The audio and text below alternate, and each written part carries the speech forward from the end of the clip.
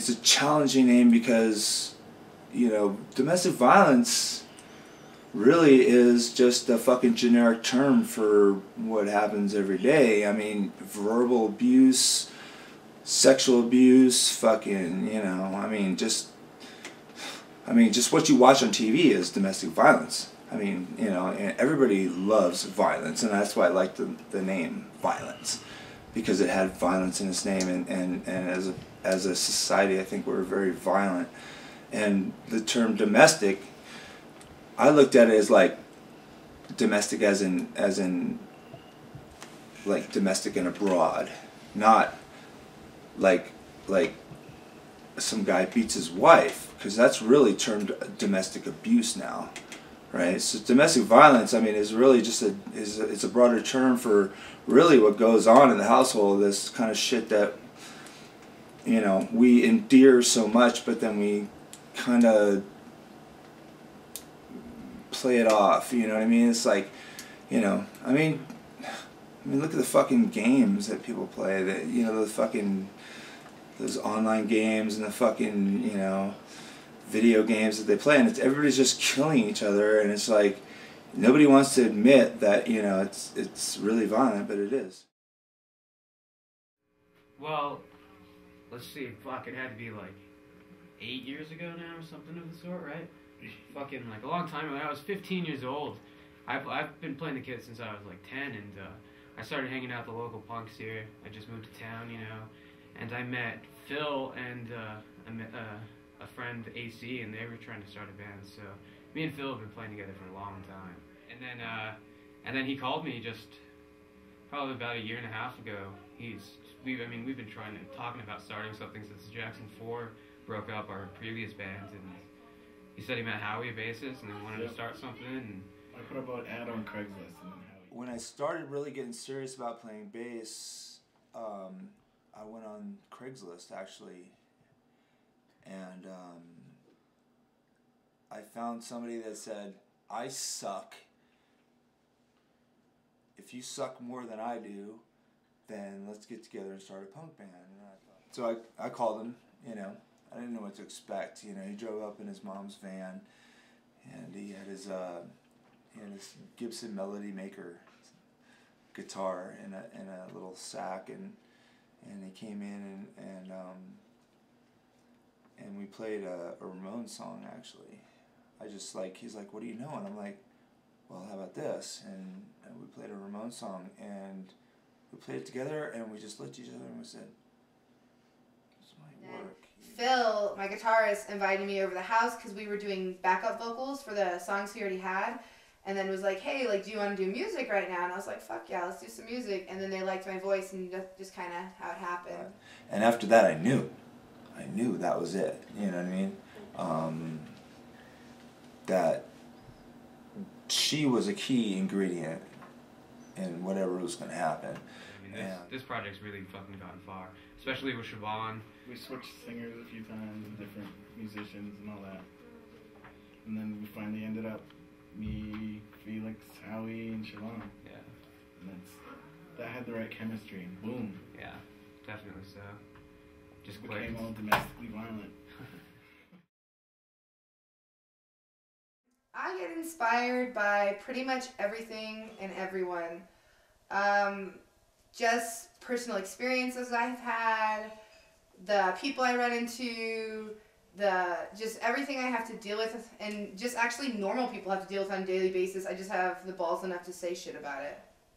I try to write as many songs as I possibly can. Like, I probably have over 100 songs written, fully written right now, and probably about 50 of them half-assed written, you know, not all the way done.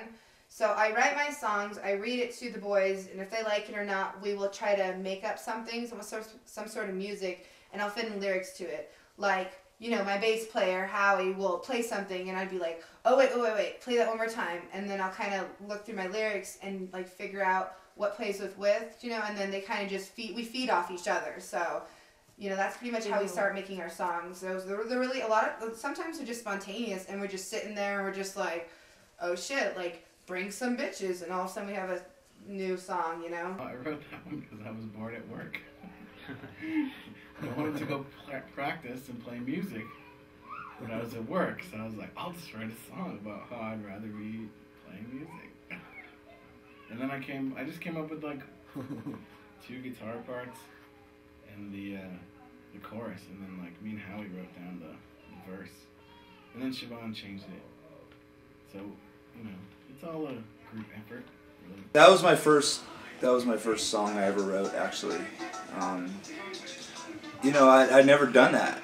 You know, I never wrote a song before, and so one day Phil, he came listening to some tracks that I just laid down, just some bass tracks, and he said, goes, dude, that's Bell Tower Boy. And I was like, what's Bell Tower Boy? And he played it back to me, and I'm like, oh.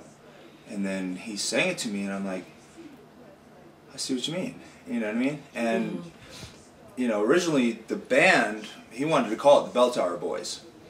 You know, he was totally hyped on the song, and so really, I mean, we had the music down, and that's probably when I wrote the song. It's probably a year old, but when Siobhan did it, brought it to a whole new level. I mean, it's just like, you know, I'm just proud to have that, you know, in our lineup, basically. So, you know, it has some enduring qualities, you know, being my first song and all, but. You know, I wrote it, it was basically, one time he had asked me, you know, I was like kind of bummed, and he asked me, are you alright? And I said, nothing, you know, an AK-47 and a bell tower couldn't solve. And, yeah, you know, and that was that, you know, and he was like, that's awesome. And so we ran with that, and that's Bell Tower Boy. You know, it's about a guy who basically went to the army and got trained by, you know, the CIA to be a sniper, but he was mentally defective like myself and got kicked out, but he had nothing else to do. So he just relied on what he had learned. So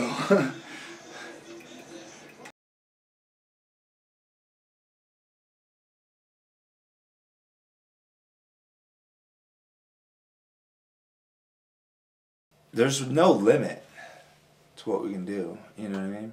I mean, it's just, it really depends on the collaboration of all members involved and everybody involved, how far this is going to go. I mean, it can fucking skyrocket in, you know, into a big, beautiful burst of fucking flames, or we can be a band that's been around for 15, 20 years. I don't know. I mean, but you know what?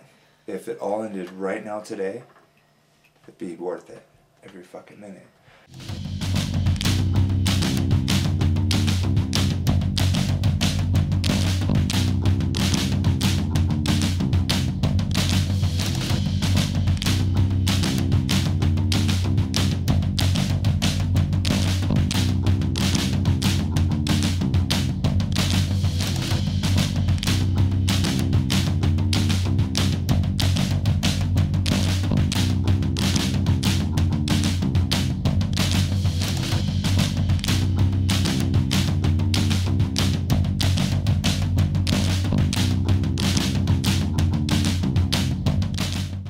Don't spit on cops. What's that? No, we'll beat you up. Don't Spit on cops. they're nice or not. Don't spit on Cops. getting really Drunk. behind the alley. Anyway, Getting really drunk. cause you had a That they don't care. they'll harass you. Anyway, So don't spit on cops. don't spit on cops. Don't spit on cops. You're so cute.